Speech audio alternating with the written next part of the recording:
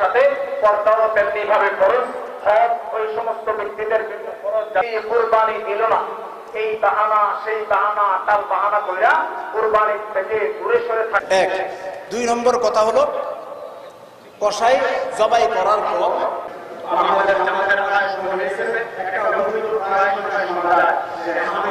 সকল শ্রেণী ও পেশার মানুষকে জানাই আন্তরিক শুভেচ্ছা, অভিনন্দন আরো সুদৃঢ় করে। কুরবানির পশুর মাংস আত্মীয় স্বজন গরিব সহানুভূতি, সমতা ও ভাতৃত্ববোধ গড়ে ওঠে।